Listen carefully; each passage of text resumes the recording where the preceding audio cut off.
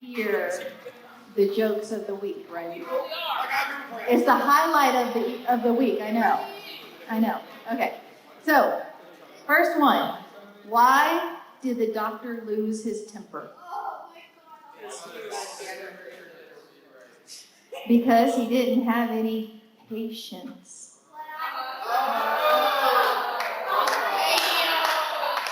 All right, here we go. What has 4 wheels and flies? The baby car. The baby car. A garbage truck. 4 wheels and the flies that fly around the garbage. Yeah. Okay. So why did the man run around his bed? Like he was crazy. He was trying to catch up on his sleep. That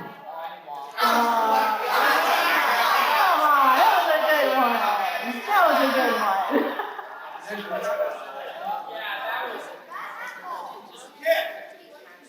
Are those like laughing happies? We should be. Alright. So we're, as you noticed, we don't have our worship team here tonight. They are in the process of prepping for prom. So, we're still going to have worship. We're going to have some lyric videos up, but we're not going to go live until after those are done. Otherwise, they'll shut us down because they're recorded. Copyright's a thing. All right, so as you guys can notice, there's a new slide up here called Anthem. It's the start of a new 4-week series, and it's about worship. Now, that's sort of interesting. It's about worship, and we don't have our worship team here tonight. But actually, it fits. Because worship isn't just music. All right? So I want you guys to think about that. And we're going to, over the next 4 weeks, we're going to be talking about it. Music, singing, all that is part of worship, but it's not all of it. So I can't give it away. Give it away now. Give it away. Thank you, sir. All right, so we're going to go ahead and we're going to start our worship. So, here we go.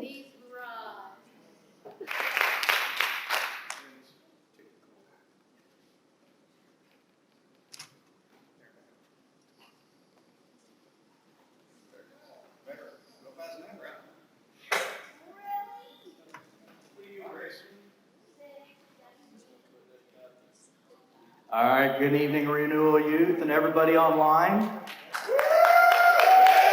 For those of you online, it might be a little late for you, but we actually started on time. We did our worship pre-recorded, so we couldn't be live with you. So we're glad you're with us now. So we're going to jump into groups real quick, all right? So high school boys over here. That's you. Up in the front. I'm not that mature though. All right. Middle schoolers, where do you want to be? Are you sure? Right there. Middle schoolers, all middle schoolers, boys and girls. Over there with Miss Deb. High school girls this side with Miss Destiny and Miss Danielle. And we're going to handle y'all. High school boys, let's go. Let's do it quick. All right, I think we're ready to go. All right, so welcome to our new series. It's called Anthem. So we're going to be talking a lot about music. Right there.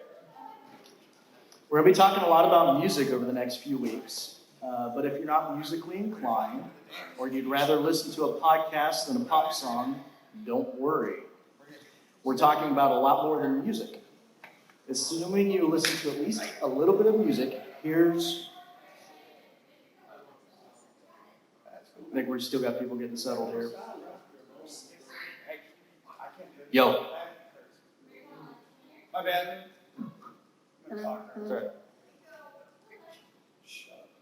All right, so Let's see here. Where was I?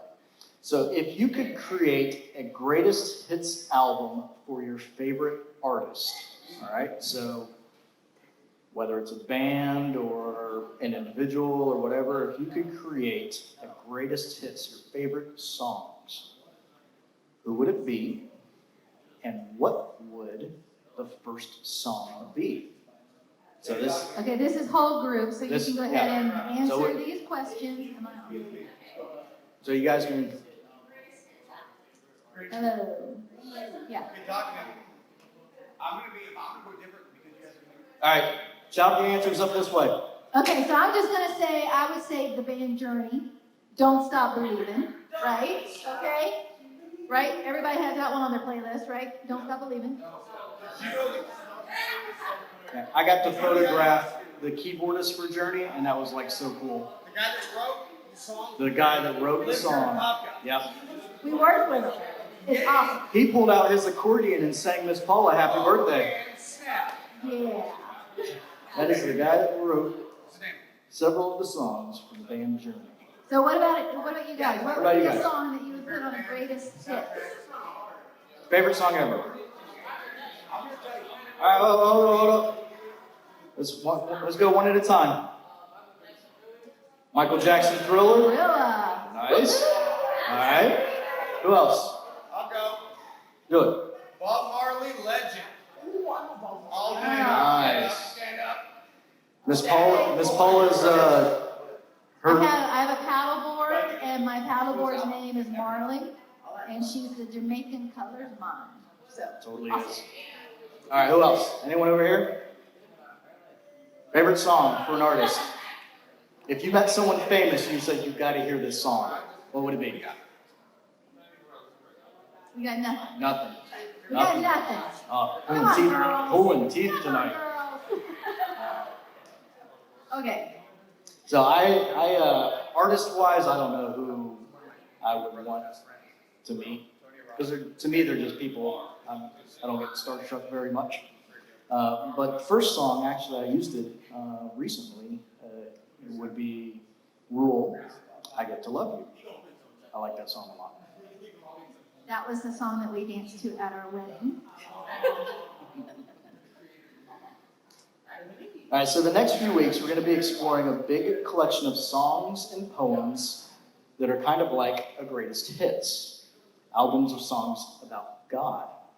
We'll see these songs aren't only beautiful, they're useful too.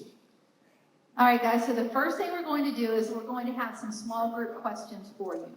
So these are pretty simple. You know, have you noticed how the questions kind of start? They're easy, the first one, and the next one they're like, oh, and then a little bit more in depth. So these are the easy ones. So this should be pretty fast.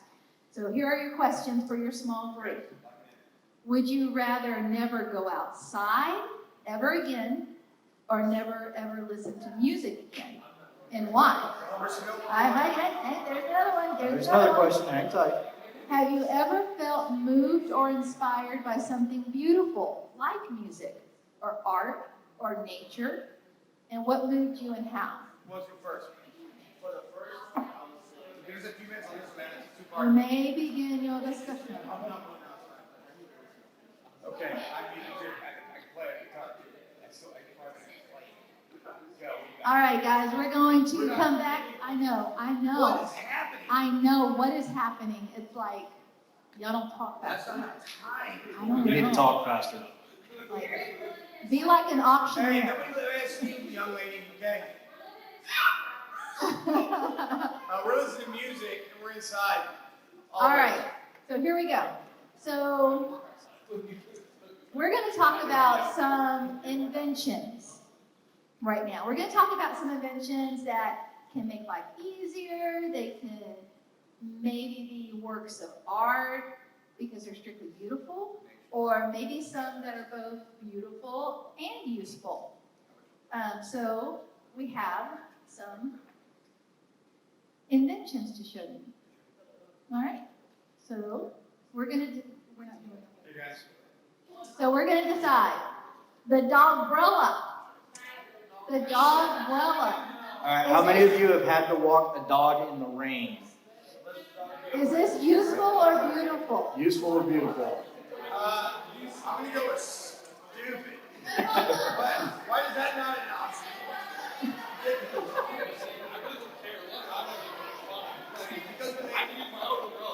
All right, so we got it mostly. Everyone thinks it's dumb, but. Oh, well, I'm sure the dog that is not wet does not think it's dumb.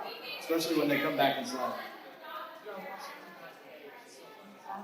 I don't know.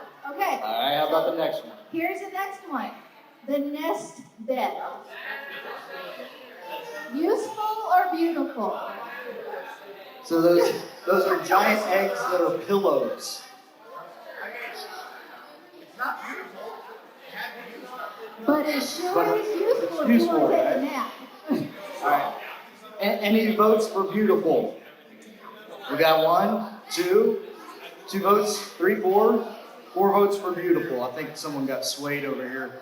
All right, useful. Useful? All right. Mostly the ladies. That's what I'm talking about.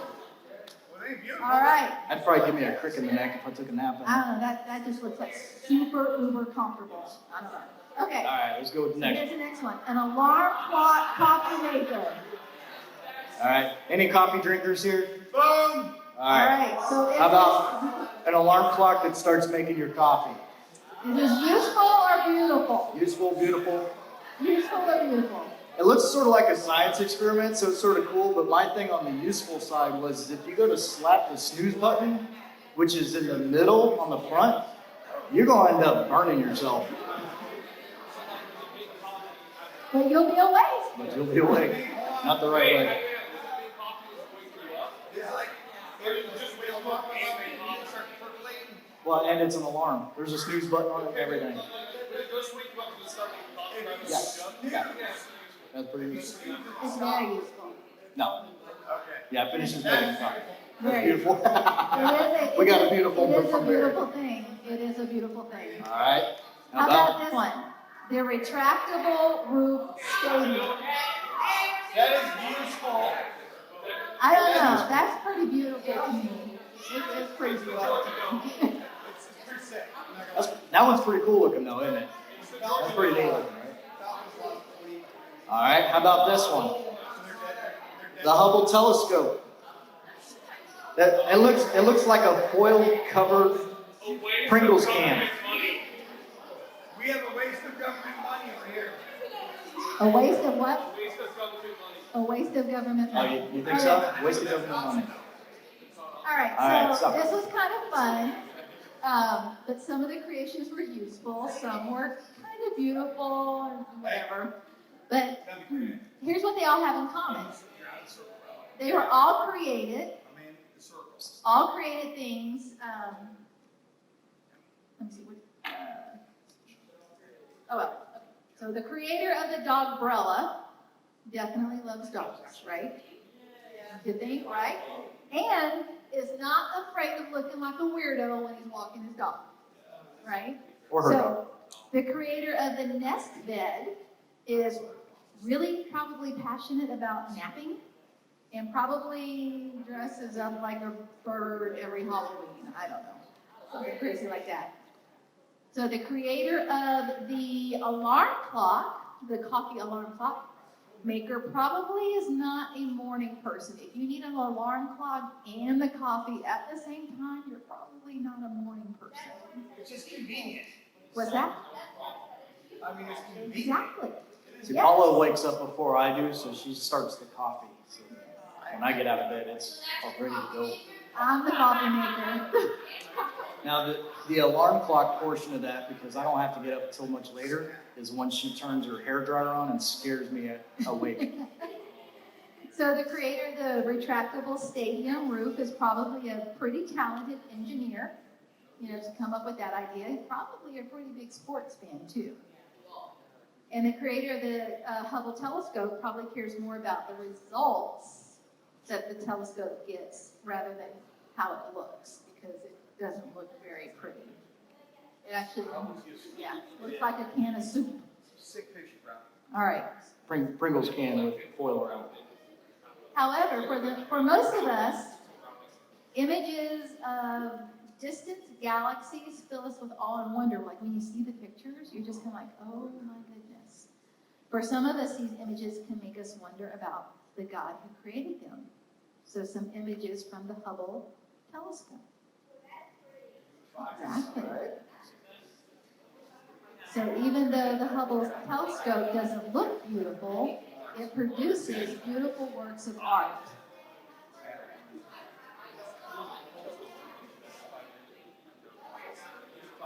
All right, so we got group question here. Oh, snap. All right, not small group overall. Okay, guys. So, We gotta beat her group. like any creation, our universe can tell us a lot about the God who created it. Which part of creation most reflects God's image to you? So, here are your options. Don't say anything until Don't say all anything. the options are up We'll read there. off all the options. I want you to think. Which one tells you a lot about God? All right? So first we have the night sky, sunrise or sunset, mountains, rivers, lakes, or the ocean, humans, or something else. All right, so. And I was just going to say, just take a second to look at those. And remember the question is, because I can't read it from back there, which part of creation most reflects God's image to you? Which means there's not a right or wrong answer. This is about how you feel. So we could just do a quick poll by raise of hands. How many feel that God's image is reflected through the night sky?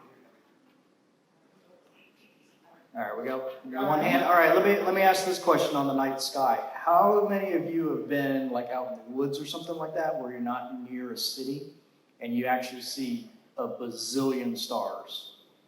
All right, now think of that as opposed to just a regular night sky. Think of that. Does that reflect God's image to you? Or how about a sunrise or a sunset? Yes. That's a picture of his. Anybody feel like the sunrise or the sunset is reflecting God's image to them? Kind of. Thank you, ladies. Couple. Okay, guys. How about mountains? Raise your hand. Find it. Got mountains over here. Mountains. Right here. I'm a mountain I'm a person. mountain person.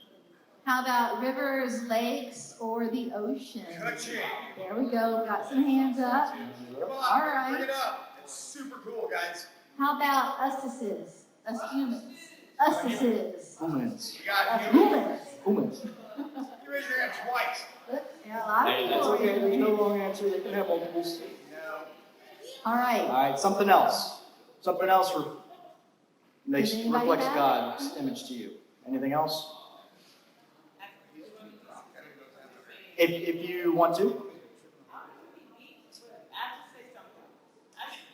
Something else. All right.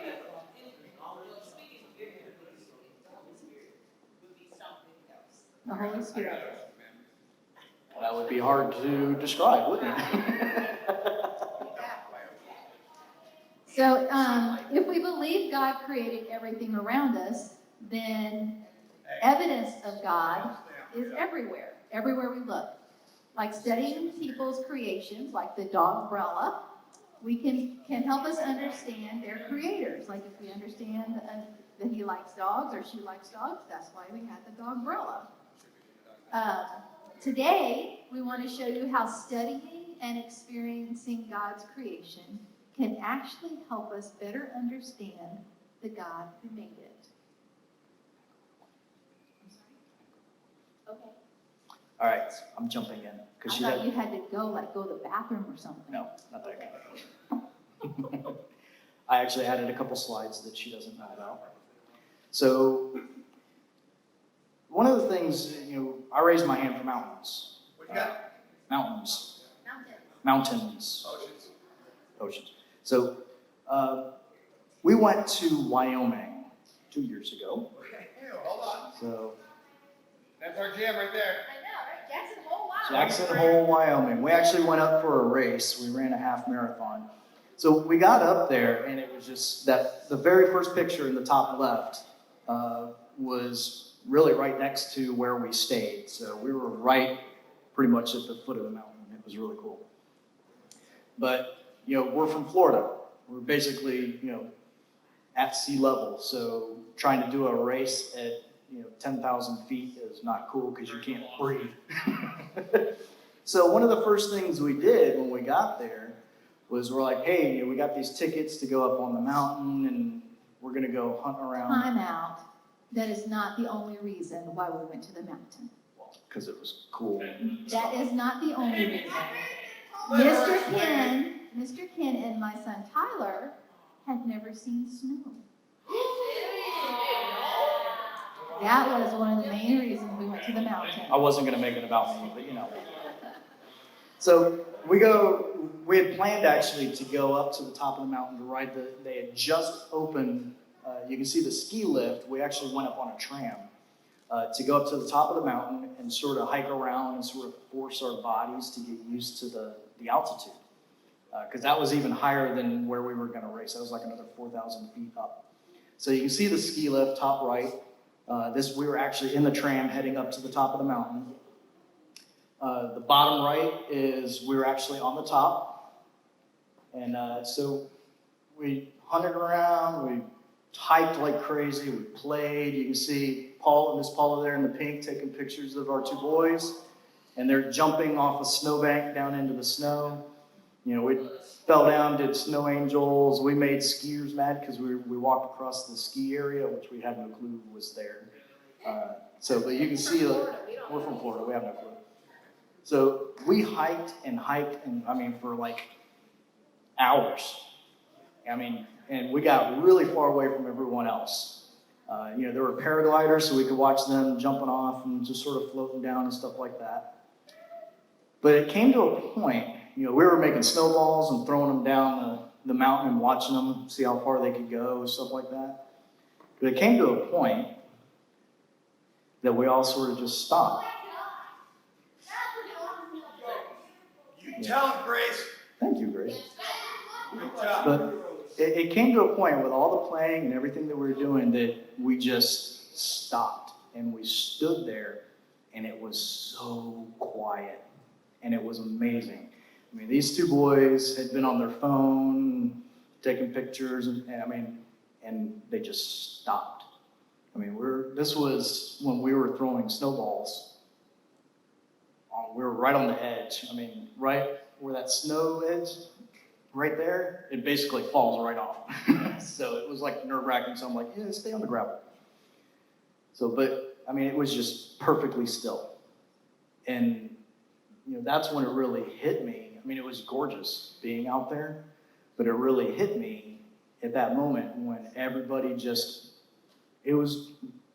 we didn't say shh.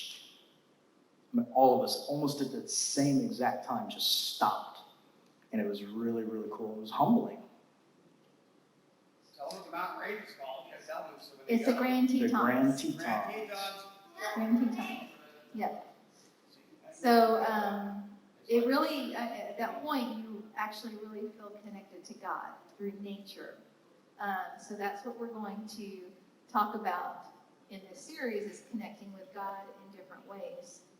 So because we often think about connecting with God through prayer or reading the Bible or going to church. Now, of course, all of those are important. You have to do that to connect with God. But today we're going to talk about how we can use creation to help us connect to God as well. And the Bible even shows us how to do that.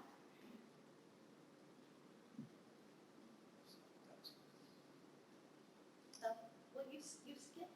I did. You added slides and didn't tell me. I got all confused. I know. All right, so God's creation has a way of inspiring awe, of making us feel small, revealing truths about God's character, and helping us feel close to God.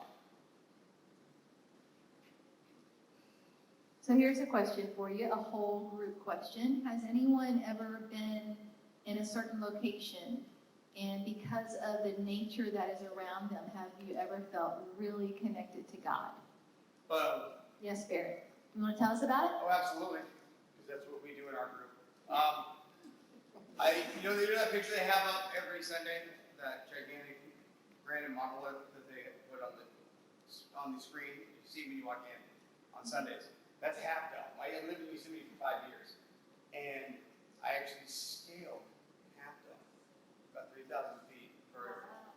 And when you're up there and you're near the top, and you're looking out, everybody looks from the valley up, but we were looking from the top down.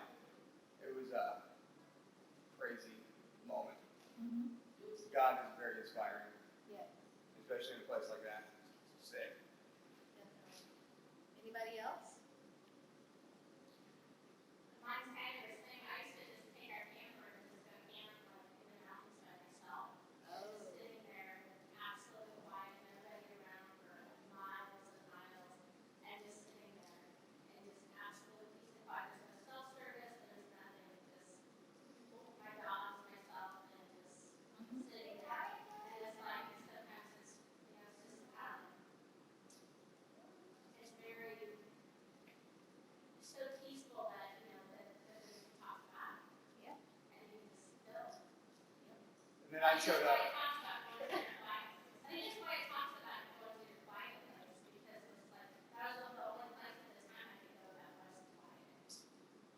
Right. And if you're lucky, every once in a while on a beach, you can sit on the beach and you just see the vast ocean. Like it just never ends. It keeps going and going and going.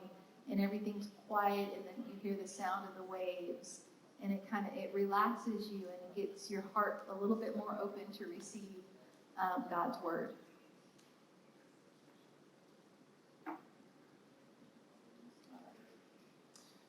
So we're going to be introducing Psalms.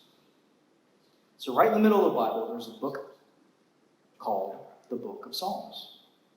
It's a collection of songs and poems about God, about who God is and what God has done. Psalms is kind of like a manual for worship and life with God. Oh, I have a question. Shoot. If anyone remembers from our last series, we were talking about the different people in the Bible. Does anyone remember which person actually helped write the book of Psalms? David. Thank you. Awesome. Take that, Team Debbie. What up, ladies? Got It nothing? was David. Got nothing. All right, so maybe it sounds boring or repetitive. Maybe you're wondering, how many different ways can you say, I worship you, God? But the truth is, these songs serve a lot of different purposes. Some of them are personal stories about the author's real struggles and hopes and fears. Some of them are songs of praise and worship about how the author feels about God. Some are songs that tell stories that help us know the character of God. And some are even emotional and sometimes angry songs where the author is questioning God or expressing grief, doubt, or even some frustration. So in this series, we're going to explore some of the different types of songs, wonder what these songs can teach us about connecting with God, and then put these ideas into practice in our own lives. So the glory of God's creation is one of the most common themes in the book of Psalms. Many of these songs talk about creation in order to thank God for being a good creator, honor God as a sovereign ruler over creation, and reveal something about God's character by observing nature. So the first Psalms that we're going to talk about is in chapter 19, verse 1 through 6. So we're going to be doing a lot of verses tonight. So if you have your notebook and you want to jot it down so you can go back to them later, but we're going to be doing a lot of verses tonight. Yep. So Psalms 19, 1 through 6. All right. The heavens proclaim the glory of God. The skies display his craftsmanship. Day after day, they continue to speak. Night after night, they make him known. They speak without a sound or word. Their voice is never heard. Yet their message has gone throughout the earth, and their words to all the world. So in this particular Psalms, that is going to, is Oh, it, there's more. continue. God has made a home in the heavens for the sun.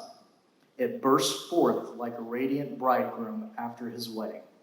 It rejoices like a great athlete eager to run the race.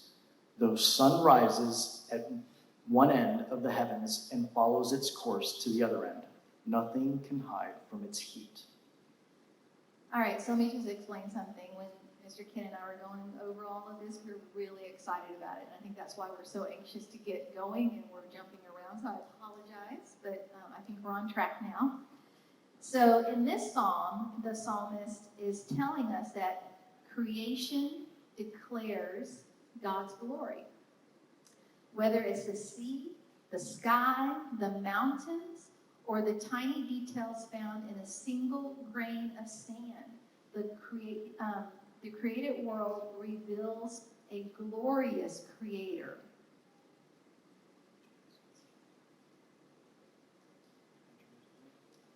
There are also psalms that record the psalmist's response to experiencing and reflecting on the glory of God's creation, such as in Psalms chapter 8, 1 through 4. O Lord, our Lord, your majestic name fills the earth. Your glory is higher than the heavens. You have taught children and infants to tell of your strength, silencing your enemies and all who oppose you. When I look at the night sky and see the work of your fingers, the moon and the stars you set in place, what are mere mortals that you should think about them, human beings that you should care for them?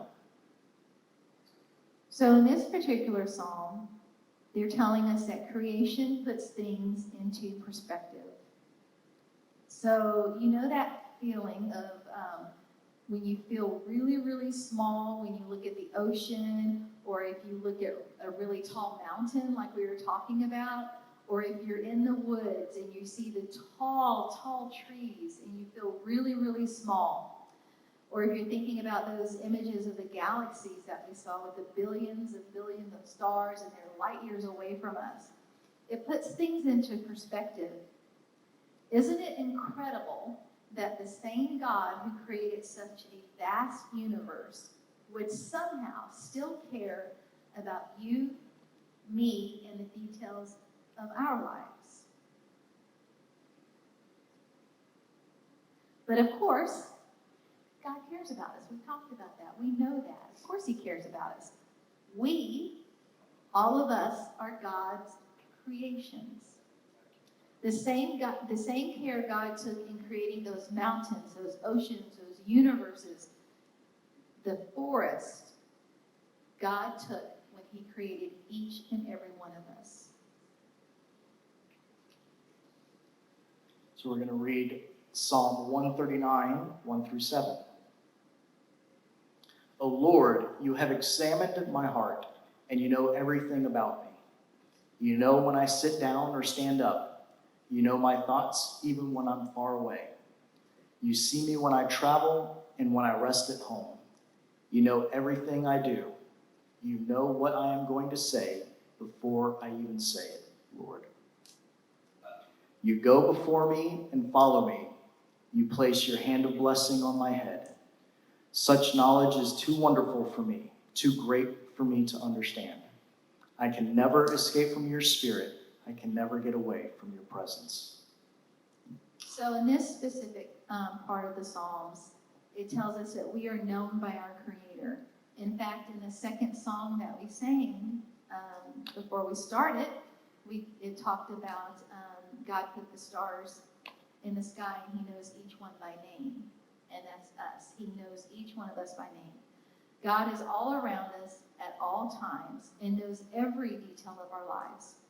There is nowhere we can go where we cannot find the evidence of our Creator. We can't escape God or the knowledge of God because God's Spirit, like we said, is everywhere. He's everywhere. God's creation is everywhere. Everything that you have in this world has been created by God. And we are part of that creation from God. Just like in Psalms 139, 13 through 18. You made all the delicate inner parts of my body and knit me together in my mother's womb. Thank you for making me so wonderfully complex. Your workmanship is marvelous. How well I know it. You watched me as I was being formed in utter seclusion, as I was woven together in the dark of the womb. You saw me before I was born. Every day of my life was recorded in your book. Every moment was laid out before a single day had passed. How precious are your thoughts about me, O God. They cannot be numbered. I can't even count them. They outnumber the grains of sand. And when I wake up, you are still with me. So in this psalm, we are told that God is reflected in creation, and that is even in us. One of the places we probably don't look for God is in our own reflection. But because you are God's creation, your existence reveals something about the character of our Creator. Just like in so many objects we saw in the opening game, we are both purposeful and beautiful to the God who made us and knew us from the very beginning. We are a reflection of God. So we're going to talk about this beautiful beginning. Don't start it yet. God starts with a blank slate in the very first chapters of the Bible and the very first chapters of the universe. Remember when we talked about some of the musicians and artists we love? Well, we talked about it. We talked about it. A couple of you guys did. Think about the creation of the world like a giant orchestra. One God put together, one instrument at a time.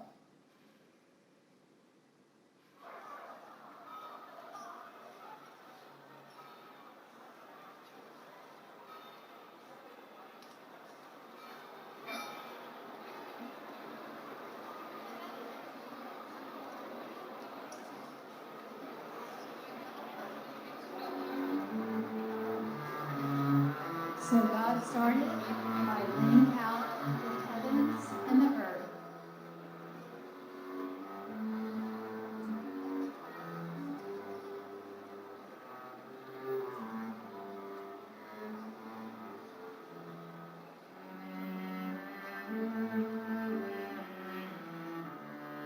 And then day and night were added.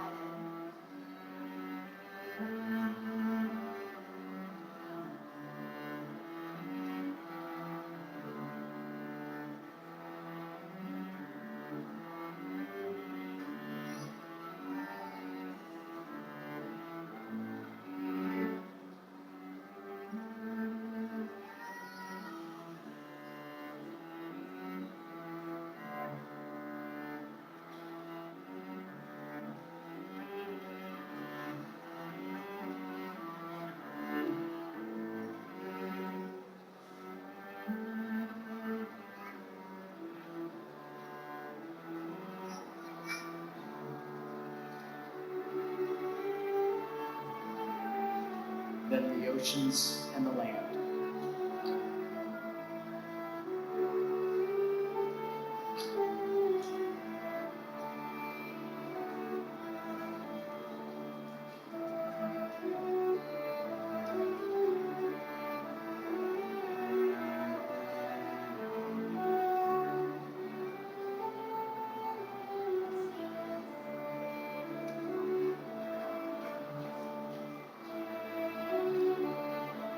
Then God began to fill the earth with creatures.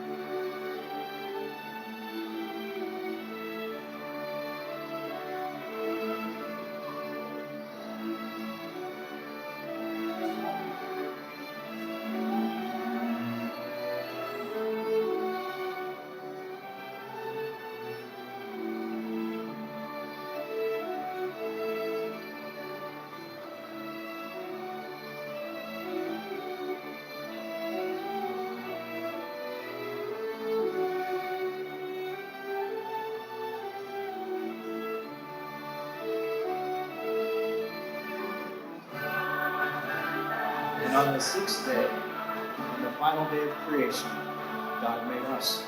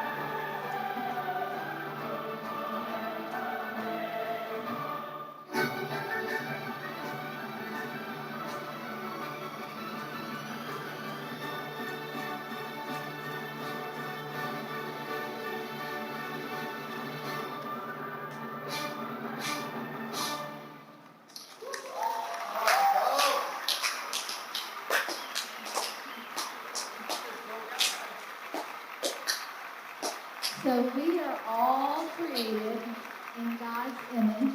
We are all patterned after Jesus, after the Spirit, and after God's own self.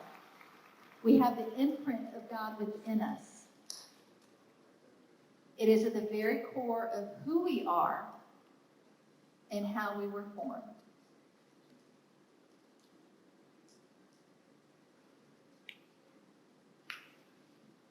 So we're going to read Genesis chapter 1, verse 26.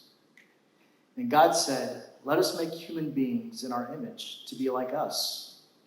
They will reign over the fish in the sea, the birds in the sky, the livestock, all the wild animals on the earth, and the small animals that scurry along the ground." So what's interesting about that, I don't know if you caught the us in there. Did you guys catch that? Then God said, "Let us." He was talking about himself, Jesus, and the Holy Spirit. That's the us, the three in one. Now we have some small group discussion questions for you. And we have 3 of them.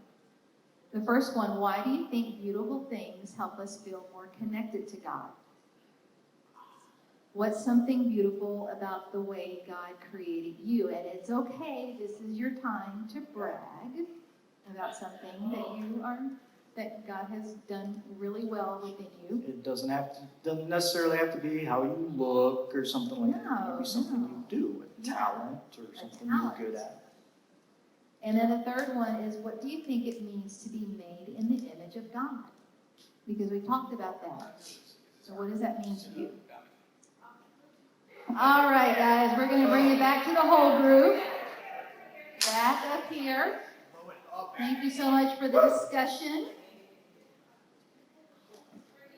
All right, so when we worship, like when we worship before we went live on Instagram, we are simply reflecting back to God, along with all of creation, that we were made by our good Creator. Now, there's one more song that we want to share with you, and this one reminds us that we're invited to join all of creation in worship of our good God. So this is Psalms 95, 3 through 7a.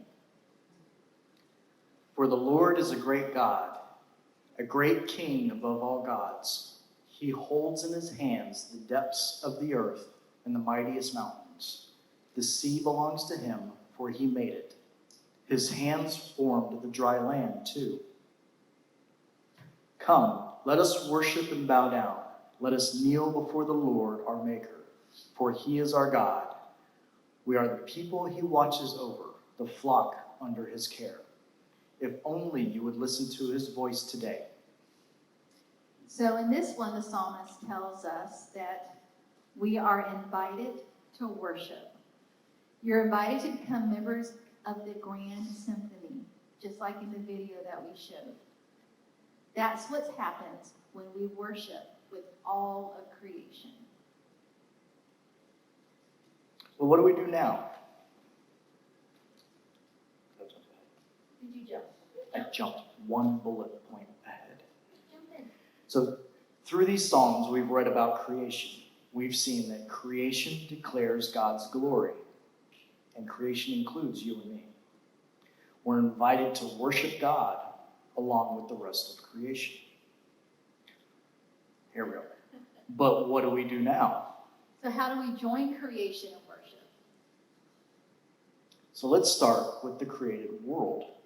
How can we see God's glory in the creation we see all around us? We may not be able to see oceans, mountains, or galaxies right now, but we can use our imagination.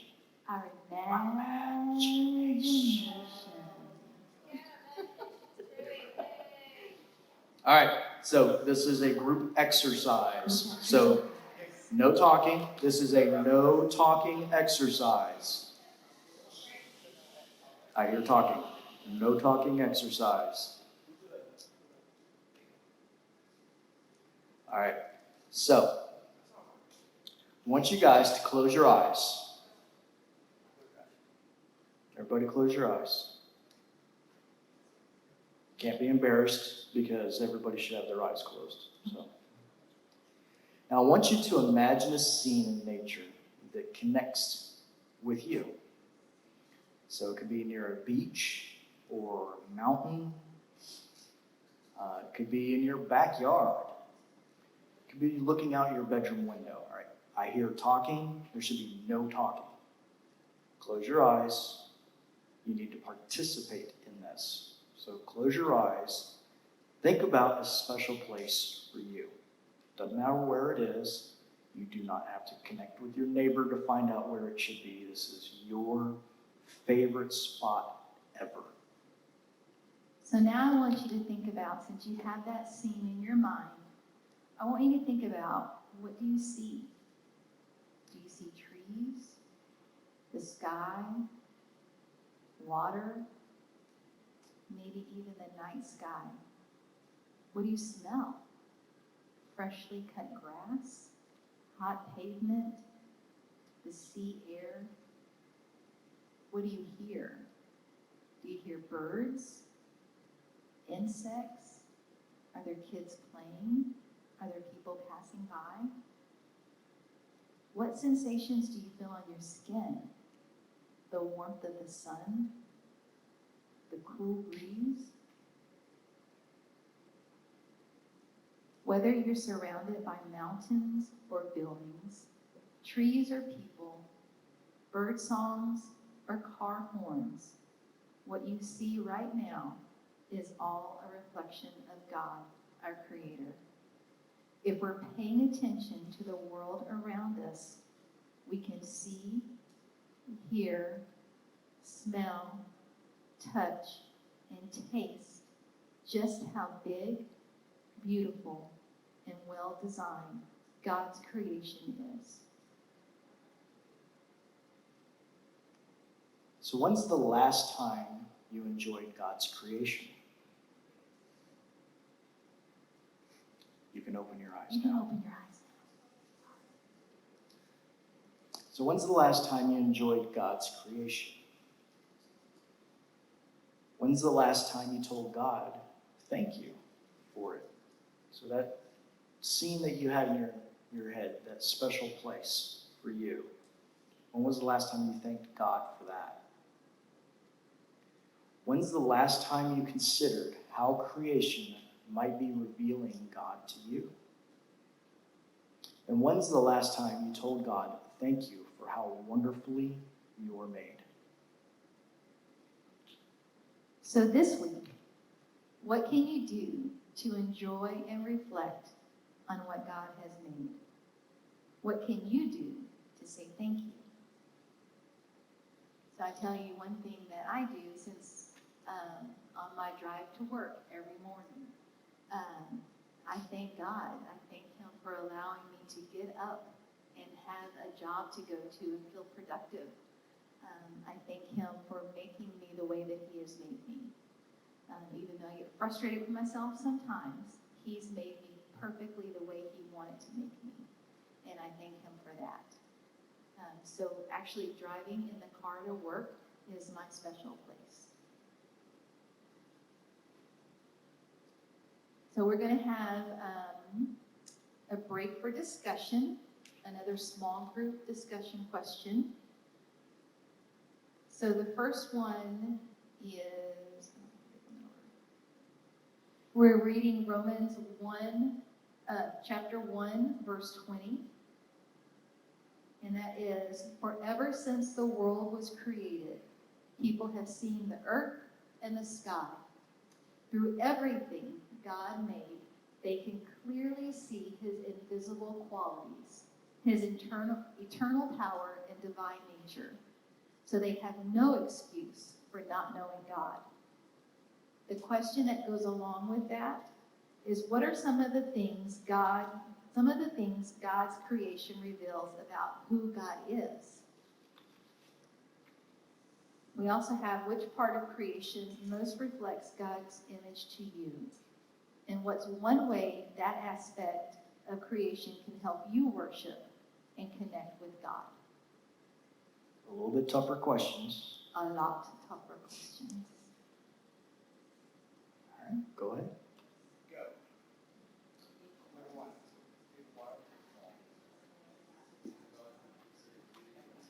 All right, guys, we're going to bring it back to the whole group. All I can say is I'm glad I'm not in a small group because these are really hard questions. So kudos to you guys for having such great discussions because those were hard. I'm sorry, what? No. That's why I'm here and you guys are there. All right. So, like getting together and singing and shouting and making joyful noise is one of the most common ways of worship, is what we do Sundays here at Renewal. But God is creative. God is very creative. And you and I were created to reflect God's creativity. So we're going to find out how creative you can be. So we're going to come up with a list of creative ways that we can worship God. All right? Can y'all see? You're good? You're good? Okay. So what we're going to do is we're going to come up with some ways that we can worship God. And I'm going to have to put this down, and hopefully you can still hear me. But I'll start. No, you're good. You're good. I'll start by one of the ways that I think about serving or worshiping God is helping others. Is there anything else on there already, or is that the first one? First one, the blank slate. So I think when worshiping God is when I'm helping someone, when I'm serving others. That's the way I worship the Lord. Any other ideas? I got to go with the traditional because I play music, so it's got to be, for me, it's music. Music. Because worship rocks. There you Oh, go. yeah. There you go. Any Right? other ideas? that, Be creative, teams. guys. Prayer. Booyah. Yeah. Love it. Yes. There it is. Sharing love with everyone else. Sharing love. That is. Grace. Come on now. Give us one. Did you now? What did you say? We're great. I'm sorry. Mind your business. Any other ideas? Be creative. Painting. I'm going to give you one from their team. That's why I asked you. When you give people grace. When you give people grace. That's what I'm saying. That's why I said it, Grace. Get it together. Way to go, Deb. I mean, it's very obvious. She's right there. You're super welcome. What's that? Come on in, bro. Let's do this. That was long. Other ideas? Poems. When you create poems. What's a way of worship? Something worship. Not conventional like music. I think music. Yes, Song ma'am. with that. Do we have prayer already? Using your gifts for God. Using your gifts for God. That was perfect. We have over here. We have enjoying nature Okay, awesome. and booyah. Take that, Debbie's team. Oh, it's right.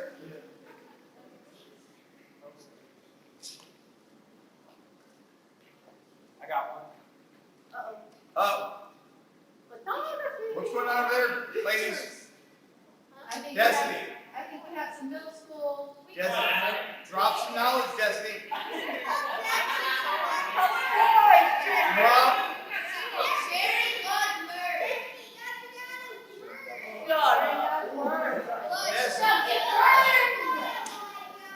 Booyah.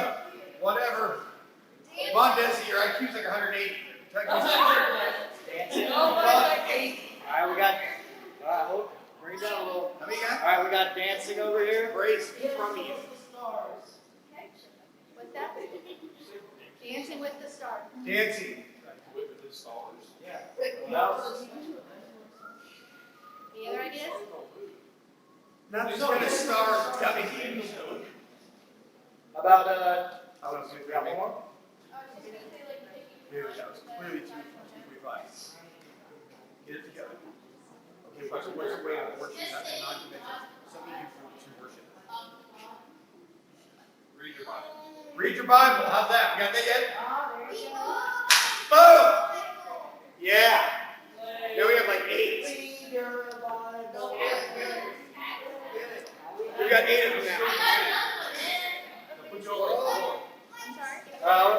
Y'all are real loud. We're having a hard time hearing you.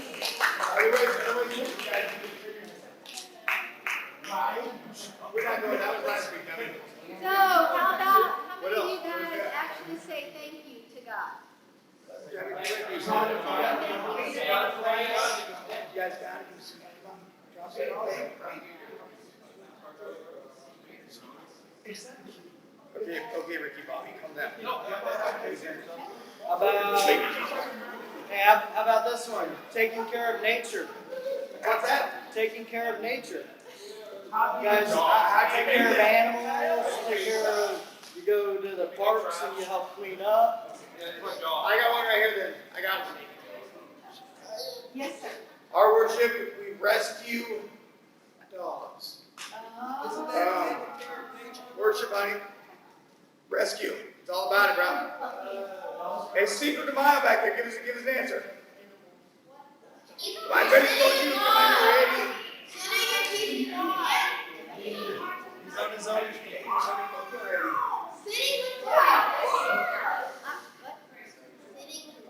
Sitting with God, like how about giving time, setting aside time, right? Setting aside time for God. Right? We should always be respecting those around you.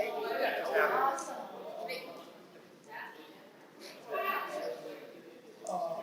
You nice. He's trying to throw a leader in the room. All right, so there are so many ways we can worship. All right, let me get everyone's attention. So there are so many ways that we can worship, alone or in a crowd, outside or inside, through words or through actions, or with our bodies or with our minds. No matter how we worship God by saying thank you for the ways in which God's image is reflected in us and in the world around us. Because God is a good creator, we can worship with all creation. This week, will you? Oh, snap.